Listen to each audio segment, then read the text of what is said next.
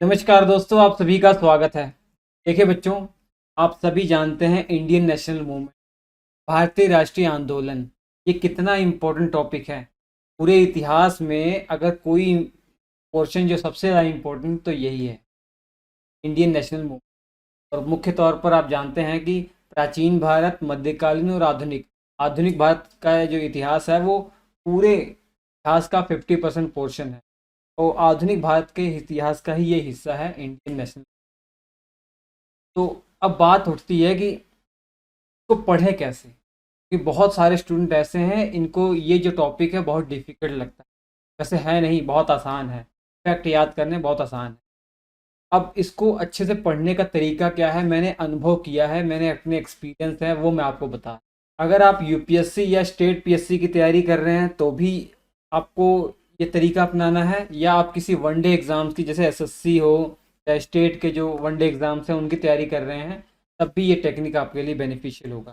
कहने का भाव ये है कि जिस जिस एग्ज़ाम में इंडियन नेशनल मूवमेंट आता है उन सब के लिए ये टेक्निक यूजफुल होगी। ज़्यादातर बच्चे क्या करते हैं, वो सबसे पहले बुक ले आते हैं, जो स्टैंडर्ड किताबें हैं, हालांकि पढ़ते स्टैंडर्ड किताब पढ़ने लग जाते हैं। उसके बाद क्वेश्चन जो होते हैं वो अटेम्प्ट करते हैं, तो इससे कॉन्फिडेंस नहीं आ पाता है। ठीक है, बार बार पढ़ने से भी आपको पूरा कॉन्फिडेंस नहीं आ पाता, उतना अच्छे से स्कोर नहीं कर पाता। मैं आपको एक तरीका बताता हूँ, आप सबसे पहले क्या कीजिए।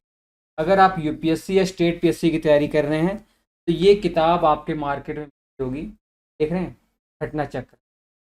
ठीक है, घटना चक्र जरूरी नहीं किसी किताब को आपको लेना है, बस वो किताब आप ले लीजिए। इसमें पीएससी और स्टेट पीएससी में जो क्वेश्चन अब तक आए हुए हैं वो सब हो।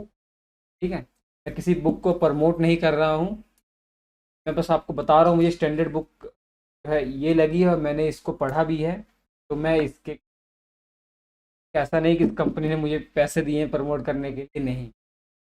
अब घटना चक्र से जो भी चैप्टर आपको पढ़ना है, मान लीजिए पहला चैप्टर है कि 1885 में कांग्रेस का गठन हुआ था। तो कांग्रेस के गठन होने से पहले के जो राजनीतिक संस्थान थे उनके बारे में पहला चैप्टर है। ये पहला चैप्टर है, तो सबसे पहले आप ये देख लीजिए इस चैप्टर से क्या क्या प्रश्न एग्जाम में पूछे। इसमें 15-20 प्रश्न हैं, 15-20 प्रश्न उस चैप्टर के हैं। आप देख लीजिए कि अच्छा ये है, तो सोल्यूशन भी देख लीजिए। तो आपके दिमाग में एक क्लियर हो गया होगा कि अच्छा एग्ज़ाम जो है इस पोर्शन पे ज़्यादा टारगेट कर रहा है, ये ऐसे ऐसे प्रश्न पूछे जा रहे हैं। तो आपके दिमाग में एक चार्ट बन जाएगा कि भैया इस चैप्टर से ऐसे ऐसे प्रश्न पूछे जा रहे हैं। अब आप जाइए, आप सभी यही पढ़ते होंगे स्पेक्ट्रम।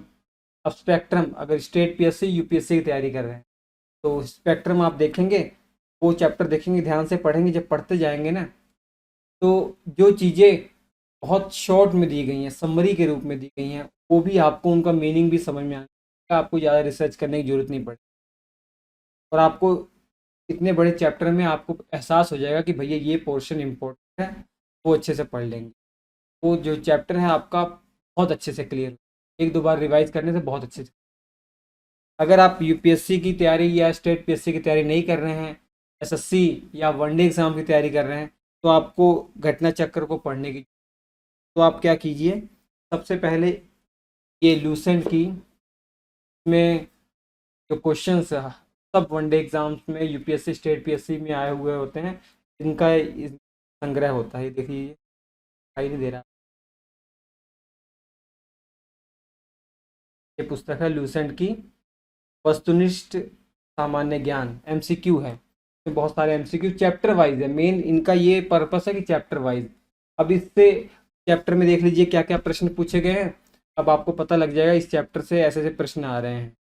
तो आप क्या कीजिए, उसके बाद अगर ये पुस्तक आपके पास है तो ठीक है, ये एनसीईआरटी का सार है, ये एनसीईआरटी महेश कुमार बर्णवाल की पुस्तक है, एनसीईआरटी का सार।